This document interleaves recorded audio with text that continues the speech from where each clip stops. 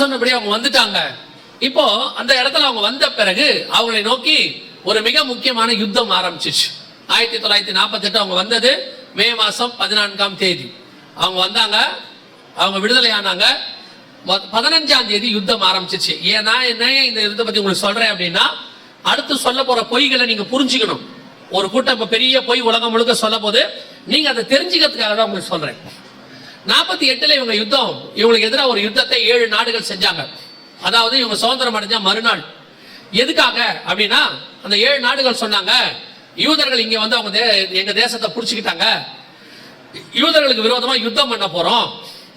So இந்த யுத்தத்தை 1-2 நாள்ல முடிச்சிடுவோம், யூதர்களை க்ளோஸ் பண்ணிடுவோம். அதுல ஒருத்தர் சொன்னாரு, ஒரு நாட்டுடைய அதிபதி, இஸ்ரவேல் என்கிற தேசத்தை வரைபடத்தில் இல்லாமல் அழித்து விடுவேன்னு சொன்னார்.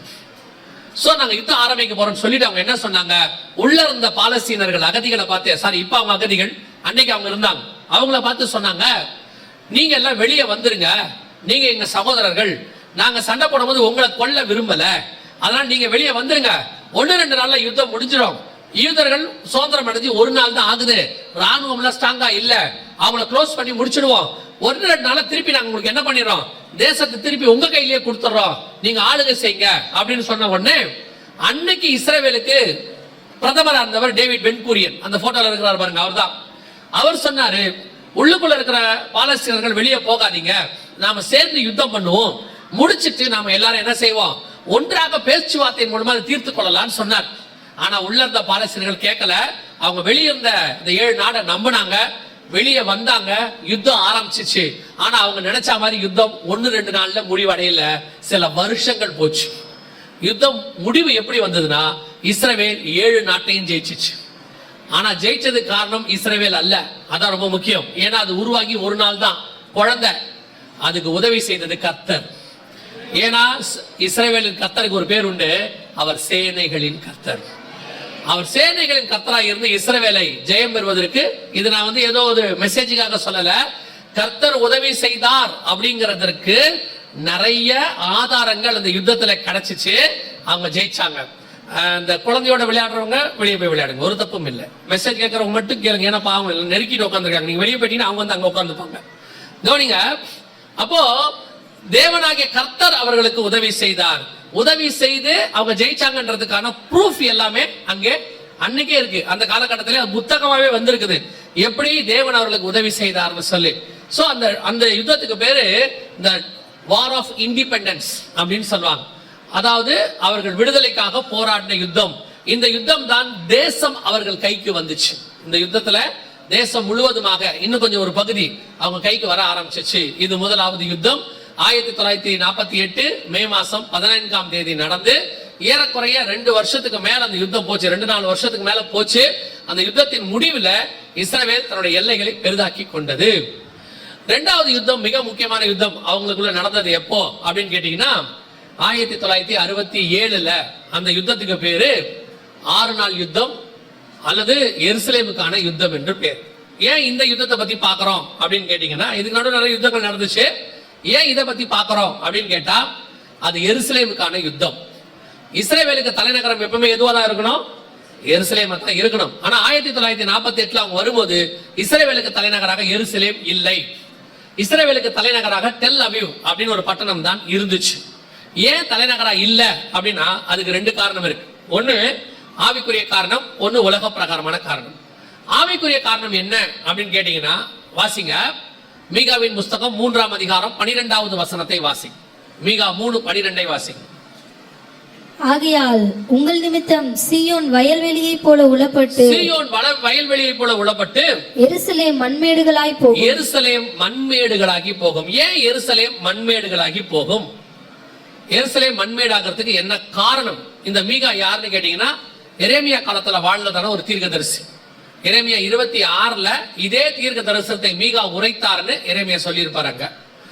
அவங்க காலகட்டத்தில் வாழ்ந்தவங்க. சோ எருசலேம் மண்மேடாகி போறதுக்கு என்ன காரணம்ங்கிறத மீகாலையும் வாசிக்கலாம், எரேமியால நீங்கள் வாசிக்கலாம். வாசிக்கும் போது பாத்தீங்கன்னா, எருசலேம் தேவனுக்கு விரோதமான பட்டணமாய் மாறிடுச்சு. எருசலேம் முழுக்க விக்கிரக ஆராதனை, ஒவ்வொரு மரத்துக்கு கீழேயும் விக்கிரகமா, ஒவ்வொரு மலைக்கு மேலேயும் விக்கிரகம். எகிப்தியருடைய விக்கிரகம், அப்புறம் கானானியருடைய விக்கிரகம், எல்லாத்தையும் அவங்க கும்பிட ஆரம்பிச்சாங்க. இது கர்த்தருக்கு அருவருப்புன்னு வேதம் சொல்லுது. அதனுடைய விளைவு எருசலேமை கர்த்தர் கைவிட்டார். நல்லா தெரிஞ்சுக்கொள்ளுங்க, தேவன் அருவருக்கிற காரியத்தை ஒரு பட்டணம் செய்யும் போது அந்த பட்டணத்தை கர்த்தர் என்ன செய்வாரு? கைவிடுவார். பல நேரத்துல ஆண்டவர் கண்டும் காணாதவரை போல இருக்கிறாரு அப்படின்னு நீங்க நினைக்கிறீங்க. சில நேரத்துல இப்போ ஆர்கியூ பண்றவங்க சொல்லுவாங்க, அந்த பட்டணம் அப்படி இருக்கு, அந்த தேசம் இப்படி இருக்கு. சில ஆட்கள் பாருங்க, தேவனுக்கு விரோதமானவங்க நல்லா தெரியும், தேவ பிள்ளைகளுக்கு விரோதமாக அவங்க சட்டங்களை ஏற்றுவாங்கன்னு தெரியும். எத்தனையோ நாடுகள் அப்படி இருக்கு. இப்போ ரிச்சர்ட் உம்ரான் ஐயா காலத்துல நீங்க பார்த்திருப்பீங்க, அல்லது பவுல் காலத்துல பார்த்திருப்பீங்க. தேவ பிள்ளைகளுக்கு விரோதமா, சபைக்கு விரோதமா கவர்மெண்ட்டுகள் எழுப்பிக்கிட்டே இருக்கும். ஆனால் அந்த கவர்மெண்ட் எல்லாம் பாத்தீங்கன்னா 10 வருஷம் 20 வருஷம் 30 வருஷம் இருக்கும். நமக்கு என்ன ஆசையா இருக்கும்? அந்த கவர்மெண்ட் உடனே போயிடணும், அந்த கவர்மெண்ட் உடனே போயிடணும். நம்மளும் ஜாப் பண்றோம், ஜாப் பண்ண அந்த கவர்மெண்ட் போதா? பல நேரத்துல என்ன செய்யல, அந்த கவர்மெண்ட் போக மாட்டேங்குது. நம்ம தீர்க்க தரிசனம் வேற உரைச்சி பாக்குறாங்க, இதோட முடிஞ்சிடும், போக மாட்டேங்குது. ஏன் போக மாட்டேங்குது அப்படின்னு கேட்டா, நமக்கு விரோதமாய் அவர்கள் எழுப்பினார்கள் என்பது மாத்திரம் ஒரே காரணமாய் கர்த்தர் பார்க்கல. கர்த்தர் என்ன பார்க்கிறாருன்னா, அவன் நமக்கு விரோதமா எழுப்பினது ஒரு காரணம், அதே நேரத்துல அவனுடைய பாவம் நிறைவாக வேண்டும் என்று கர்த்தர் விரும்புகிறார். ஆபிரகாம் சொல்லும்போது சொல்வாரு, 400 வருஷம் கழிச்சு உன் சந்ததியார் இங்க திரும்பி வருவாங்க. அதுக்கு ஒரு காரணம் என்னன்னா, எமோரியரின் பாவம் இன்னும் நிறைவாகவில்லை. அவங்களுடைய பாவத்துக்கு உச்சத்துக்கு போகிற வரைக்கும் உற்றுவார் ஆண்டவர். நேபுகாத்நேச்சார் வந்து தேவாலயத்தை இடிச்சு கிடிச்சு எல்லா வேலையும் பண்ணான். அப்படியே கர்த்தர் பார்த்துக்கிட்டே இருந்தாரு. இவங்களும் ஜெபம் பண்ணி அழுகுறாங்க, தானியேலும் அழுகுறாரு, எல்லாரும் அழுகுறாங்க. ஆனா ஒண்ணும் முடிவு வரல. கடைசியா தானியேல் கணக்கு பார்க்கறாரு, 70 வருஷம் போட்டிருக்குது. அப்ப 70 வருஷத்துக்கு அப்படியே தான் இருக்கும். ஆண்டவர் 70 வருஷம் டைம் கொடுத்திருந்தார் நேபுகாத்நேச்சாருக்கு. எதுக்கு தெரியுமா? அவன் பாவம் நிறைவாவதற்கு. சில நேரத்துல கர்த்தர் அப்படிதான் விட்டு வைப்பாரு, நிறைவாகிறதுக்கு கர்த்தர் விட்டு வைப்பாரு. நாம எதிர்பார்க்க கூடாது, உடனே தேசத்தை அழிக்கணும், உடனே அப்படி செய்யணும், உடனே அந்த ஆட்சியை கவிழ்த்து போடணும், உடனே அவங்களுக்கு விரோதமா எழும்பணும். அப்படிதான் எல்லாம் நினைச்சாங்க. நேபுகாத்நேச்சாருக்கு விரோதமா ஜெபம் பண்ணாங்க, ரோம சாம்ராஜ்யத்துக்கு விரோதமா ஜெபம் பண்ணாங்க. பாத்தீங்கன்னா ஆட்சி பாட்டு நடந்துகிட்டே இருந்துச்சு. டயக்லேஷன் காலத்துல எல்லாம் ஒண்ணும் நடக்கல. ஏன் நடக்கல? அதான் உண்மை, அவ்வளவுதான். அவன் பாவம் நிறைவாகிற வரைக்கும் கர்த்தர் அவனை விட்டு வைப்பார். நம்முடைய காலங்கள் கர்த்தருடைய காலங்கள் அல்ல. அவர்கிட்ட ஒரு கணக்கு இருக்கு, அந்த கணக்கு வரைக்கும் விட்டு வைப்பாரு. அப்படித்தான் நேபுகாத்நேச்சாரையும் விட்டு வச்சாரு, அப்படித்தான் எமோரியரையும் விட்டு வச்சாரு, அப்படித்தான் ரோமர்களையும் விட்டு வச்சாரு, அப்படித்தான் இஸ்ரவேலையும் விட்டு வச்சாரு. எருசலேமையும் விக்கிரகாராதனை சாலமோன் காலத்துல இருந்து நடக்குது பயங்கரமா. கர்த்தர் பார்த்துக்கிட்டே இருக்கிறார். எப்போ வரைக்கும்? மனாசே காலம் வரைக்கும் பார்க்கிறாரு. அப்படியே மாறி மாறி நடந்துகிட்டே இருக்கு. சிதேக்கியா காலத்துல ஆண்டவர் சொல்றாரு, தேசம் போயிடுன்னாரு. அவ்வளவுதான், மண்மேடாக்கி போயிருச்சு. கர்த்தர் உன்னுடைய கணக்கை வச்சுக்கிட்டே இருக்காரு. நீ பாவம் செய்ய செய்ய ஆண்டவர் தண்டனை கொடுக்கல, அமைதியா இருக்கிறார் நினைக்காத. உனக்கு அந்த பொறுமையை கர்த்தர் நீங்க கிருபையா நினைக்கணும். ஆண்டவர் ஒரு வாய்ப்பு கொடுத்துக்கிட்டே இருக்கிறாரு.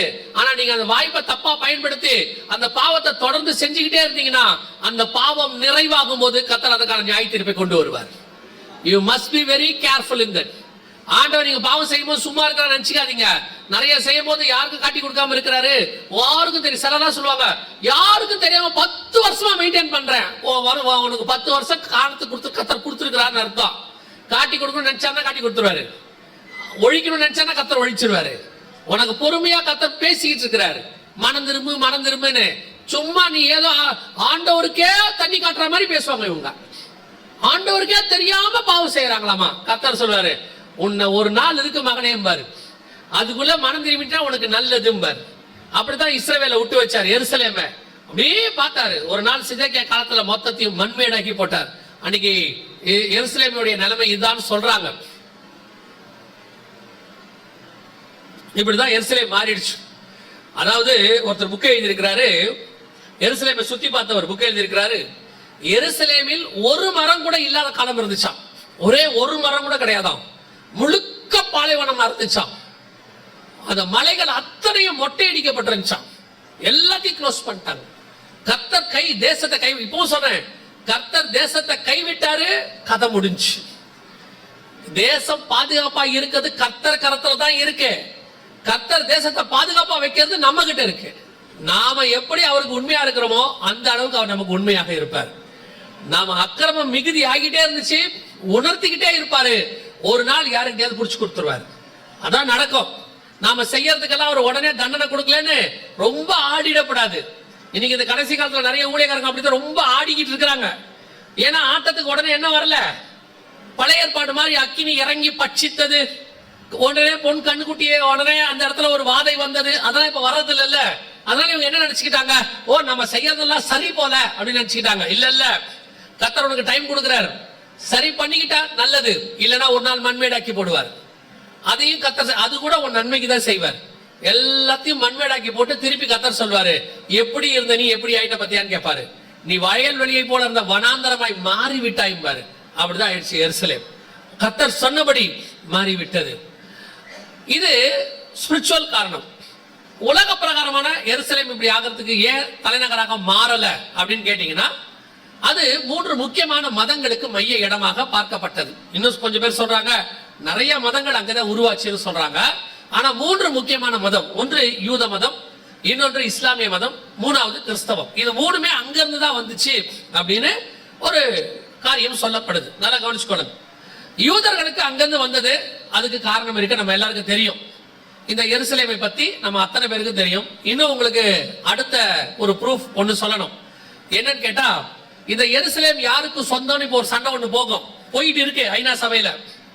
உங்களுக்கு நிறைய பேர் என்ன சொல்றாங்க தெரியுமா, எருசலேமை 2ஆ பிரிச்சிருவோம், அதுக்கு பேர் 2 ஸ்டேட் சொல்யூஷன் அப்படின்னு அர்த்தம். ஐநா சபையில தீர்மானம் இருக்கு, நான் உங்களுக்கு காட்டுறேன். எருசலேமை 2ஆ பிரிச்சிருவோம், 2ஆ பிரிச்சுட்டா பிரச்சனையே ஓவருங்க, சண்டையே இருக்காது.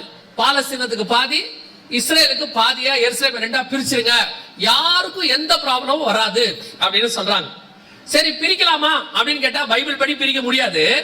ஆனா இன்னொரு காரியமும் பார்க்கணும். சாலமோன்ட்ட 2 பெண்கள் வந்து ஒரு குழந்தையை எடுத்துட்டு வந்தாங்க. அந்த சம்பவம் ஞாபகம் இருக்குதானே உங்களுக்கு? ஞாபகம் இருக்குதுல்ல? அப்படி இருக்கும்போது அந்த பிள்ளையை பெற்ற தாய் சொன்னா இது ஏன் குழந்தைன்னு, இன்னொருத்தம்மா சொல்லிச்சு இது ஏன் குழந்தைன்னு. இப்ப சாலமோன் சொன்னாரு, 2 என்ன பண்ணிடலாம், வெட்டிடுவோம், ஆளுக்கு பாதியா கொடுத்துருவோம். உடனே பிள்ளை பெற்ற தாய் சொன்ன வார்த்தை என்ன, அது பிரிக்க, அது வெட்டக்கூடாது, உயிரோட இருந்தாலும் பரவாயில்ல, யாருக்கிட்டே இருக்கட்டும், அவகிட்டே இருக்கட்டும். இப்ப சாலமோன் சொன்னாரு, அவதான் உண்மையான தாய். எவன் தன்னுடையதை வெட்டினாலும் பரவாயில்ல நினைக்கிறானோ அவன் அதுக்கு உரியவனா இருக்க மாட்டான். எவன் எக்காரணம் கொண்டு வெட்டக்கூடாது என்று சொல்லுகிறானோ அவனே அதற்கு தாயாவும் தகப்பனாவும் இருப்பான். எருசலேமிலும் இதான் நடக்குது. அதை எக்காலத்திலும் பிரிக்க கூடாதுன்னு யூதர்கள் சொல்றாங்க. இவங்க சொல்றாங்க பரவாயில்ல, பாதி கிடைச்சா கூட பரவாயில்ல, பாதி கொடுத்துருங்க, பாதி அவங்க கிட்ட இருக்கட்டும்ன்றாங்க. அதோட அர்த்தம் என்ன, பாதியாவது எங்களுக்கு வந்தாலும் பரவாயில்லன்னு அவங்க சொல்றாங்க. ஆனா முழு எருசலேம் எங்களுக்கு வேணும்னு யூதர்கள் சொல்றாங்க. ஆனா உண்மையிலே எருசலேம் யாருக்குரியது? வாங்க 14ஆம் அதிகாரம் ஆதியாகமத்தின் புஸ்தகம் 18வது வசனத்தை வாசி. அன்றியும் உன்னதமான தேவனுடைய ஆசாரியனா இருந்த சாலேமின் ராஜாவாகிய மெல்கிசேதேக்கு. சாலேமின் ராஜா அப்படின்னா, சாலேம் என்பது ஒரு நாடு அல்லது ஒரு ஊரு அல்லது ஒரு பட்டணம், அதோடைய ராஜாவாகிய மெல்கிசேதேக்கு அப்படின்னு இருக்கு. அப்ப இந்த சாலேம் என்பது எங்க இருக்கு, எது அப்படின்னு கேட்டீங்கன்னா வேற எதுவும் இல்ல, அதான் எருசலேம். சாலேம்னா சமாதானம்னு அர்த்தம், எருசலேம்னா சமாதானத்தின் நகரம்னு அர்த்தம். அன்னைக்கே அந்த ராஜா வந்து யாரோட உடன்படிக்கை பண்ணிட்டாரு, ஆபிரகாமோட பண்ணிட்டாரு. சரி, இதெல்லாம் ஸ்பிரிச்சுவல்ங்க. உலக பிரகாரமா லேண்ட பத்தி பேசுங்க அப்படின்றீங்கன்னா 15ஆம் அதிகாரம் ஆதியாகமத்தின் புஸ்தகம் 15ஆம் அதிகாரம் ஆதியாகமத்தின் புஸ்தகம் கடைசி வசனம் வாசிங்க. எமோரியரும் கானானியரும் கிர்காசியரும் எபூசியரும் என்பவர்கள் இருக்கிறதுமான இந்த தேசத்தை உன் சந்ததிக்கு கொடுத்தேன். யாருக்கு? உன் சந்ததிக்கு கொடுத்தேன் ஆண்டவர் ஆபிரகாம்கிட்ட சொல்லிட்டாரு. சரி, அதுல எருசலேம் எங்கேயாவது இருக்கா? இல்ல. ஆனா எபூஸ்னு ஒண்ணு இருக்கு இல்லையா? நியாயாதிபதிகளின் புஸ்தகம் 19ஆம் அதிகாரம் 10வது வசனத்தை வாசி. நியாயாதிபதிகள் 19:10 வாசி. அந்த மனுஷனோ ராத்திரிக்கு இருக்க மனதில்லாமல் 2 கழுதைகள் மேலும் சேணும் வைத்து தன் மறுமனையாட்டியை கூட்டிக் கொண்டு எழுந்து புறப்பட்டு எருசலேம் ஆகிய எபூசுக்கு நேராக வந்தான். எபூசுனா என்ன அர்த்தம்? எருசலேம்னு அர்த்தம். எருசலேமுக்கு இன்னொரு பேர் தான் என்னது, எபூசு. அப்ப ஆபிரகாம் கொடுக்கும் போது எந்தெந்த இடத்தை சேர்த்து கொடுக்கும் போது ஒரு இடத்துல இன்னொரு பேர் இருக்கு, அது என்னது, எருசலேமி. கர்த்தர் என்னைக்கு கொடுத்துட்டாரு, அன்னைக்கே ஆபிரகாம் கிட்ட கொடுத்துட்டார். அந்த எருசலேம் ஆகிய எபூசுவில் தான் தாவீது 40 வருஷம் அரசாண்டார். அதற்கு பிறகு சாலமோன் 40 வருஷம், ரெகேபயாம் அவருடைய சந்ததிகள் எல்லாம் அரசாண்டுகிட்டே வந்தாங்க. அவங்களுக்கு யூதா தலைநகராக இருந்தது, சமாரியா தலைநகரம். இப்படி ரெண்டா பிரிஞ்சிச்சு. அவங்க 10 கோத்திரம் 2 கோத்திரம் பிரிஞ்சாங்க. அதுல ஒரு கோத்திரத்துக்கு எருசலேம் தலைநகராக இருந்துச்சு, இன்னொரு கோத்திரத்துக்கு சமாரியா தலைநகராக இருந்துச்சு. இது பைபிள்ல இருக்கு. சரி, இதெல்லாம் பைபிள் கணக்கு, நாங்க ஒத்துக்க மாட்டோம், அவங்க இது அவங்களது இல்ல அப்படின்னு அவங்க சொல்றாங்க. கவனிங்க, இப்போ 1967 மிக முக்கியமான யுத்தம். இதுக்கு பேரு 6 நாள் யுத்தம்னு பேரு. இங்க இருக்கு பாருங்க, இதுக்கு பேரு 6 நாள் யுத்தம். இந்த யுத்தத்துல 6 நாள்ல எருசலேம் இஸ்ரவேல் வசம் வந்துச்சு. இது நடைபெற்றது 1967 ஜூன் மாசம் 5ஆம் தேதி ஆரம்பிச்சிச்சு. இதுல நல்லா கவனிச்சு பாருங்க, இப்பதான் அபிஷியலாக யூதர்கள் உள்ளே நுழையிறாங்க. ஏறக்குறைய 1900 வருஷம் கழிச்சு கிபி 70 தங்கள் சுய தேசத்தை விட்டு வெளியே போனாங்க, எருசலேமை விட்டு வெளியே போனாங்க, தேவாலயம் இடிக்கப்பட்டது, திருப்பி உள்ளே நுழையிறாங்க. இதான் கர்த்தர் சொன்ன வாக்கு தத்தத்தின் நிறைவேறுதல். அங்க இருக்குது பாருங்க, இதான் அவங்க உள்ளே நுழைஞ்சது. சரி இருக்கட்டும், கவனி. இவங்க திரும்பி வருவாங்கன்னு சொல்லி ஆண்டவர் ஏற்கனவே வாக்கு பண்ணிட்டார். அவர் தான் மண்மேடாக்கி போடுவேன்னு சொன்னாரு, அவரே தான் வாக்கு பண்ணாரு. சகரியாவின் புஸ்தகம் 12ஆம் அதிகாரம் 6வது வசனம். எல்லாருமே இந்த சகரியா புஸ்தகம் 12ஆம் அதிகாரத்தை எடுத்து 1 முதல் 6 வசனத்தை மார்க் பண்ணி வச்சுக்கோங்க. அது 2018 இருந்து 2024 நடக்கிற சம்பவம் அதுல இருக்கு. தீர்க்க தரிசனம் உரைக்கப்பட்டது. சகரியா 12 1 முதல் 6. அதுல சகரியா 12 6 வாசிங்க. அந்நாளிலே யூதாவின் தலைவரை விறகுகளுக்குள்ளே எரிகிற அக்கினி அடுப்புக்கும் வைக்கோல் கட்டுகளுக்குள்ளே எரிகிற தீவட்டிக்கும் ஒப்பாக்குவேன்.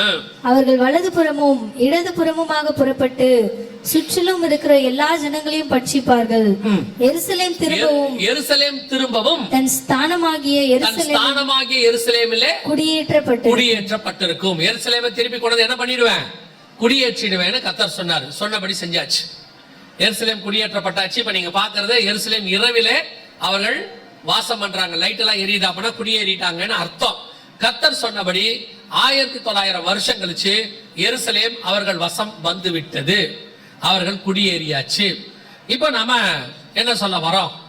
எருசலேம் கர்த்தர் சொன்னபடி வந்தாச்சு. ஆனா அந்த இடத்துல ஒரு வார்த்தையை ஆண்டவர் சொல்றாரு, எருசலேம் திரும்பவும் தன் ஸ்தானமாகிய எருசலேமிலே குடியேற்றப்பட்டிருக்கும் அப்படின்னு சொன்னார். இப்போ 6 நாள் யுத்தத்துல அது அவங்க கிட்ட வந்துருச்சு. சகரியா 12:6 நிறைவேறிடுச்சு. ஆனால் அதுல திரும்பவும் தன் ஸ்தானமாகிய எருசலேம்ல இருக்கு பாத்தீங்களா? அதோட அர்த்தம் என்னன்னா, எருசலேமுக்கு ஒரு ஸ்தானம் உண்டு. என்ன ஸ்தானம் கேட்டீங்கன்னா, அது மகாராஜாவின் நகரம், அது இஸ்ரவேலுக்கு தலைநகரம். எப்பவுமே அதான் இஸ்ரவேலுக்கு என்னவா இருக்கு? தலைநகராக இருக்கு. சோ இஸ்ரவேலுக்கு அது தலைநகரா மாறணும். நான் ஏற்கனவே சொன்னேன், 1948 அது தலைநகராக மாறவே இல்ல, 1967 அது தலைநகரா மாறவே இல்ல. ஏன்னா தெல் அவீவ் அப்படின்னு ஒரு பட்டணம் இருந்துச்சு. கர்த்தருடைய நேரம் டைம் வரல. கர்த்தர் சொன்ன நாள் வருஷம் வந்தாதான் தலைநகரம் மாறும். கர்த்தர் சொன்னபடி துல்லியமாக அந்த நேரம் வந்துச்சு. சரியா இஸ்ரவேல் தேசம் உருவாகி 70வது வருஷம், கரெக்டாக எருசலேம் அவங்க கைக்கு வந்து 50வது வருஷம், கர்த்தர் சொன்னபடி திரும்பவும் அதே ஸ்தானத்துக்கு எருசலேம் குடியேற்றப்பட்டு விட்டது. எருசலேம் இஸ்ரவேலுடைய தலைநகராக மாறிவிட்டது. கர்த்தர் சொன்ன தீர்க்க தரிசனம் துல்லியமா நடந்துடுச்சு. ஆண்டவர் சொன்னபடி இந்த நூற்றாண்டுல நான் சொல்றேன், இந்த 2000 வருஷத்துல எத்தனையோ தீர்க்க தரிசனங்கள் துல்லியமாக நிறைவேறி இருக்குது. அதுல நம்ம காலத்துல நம்ம கண்ணுக்கு முன்னாடி நிறைவேறின மிகப்பெரிய தீர்க்க தரிசனத்தின் ஒண்ணு எருசலேம் இஸ்ரவேலுக்கு தலைநகராக மாறியது. அல்லேலூயா.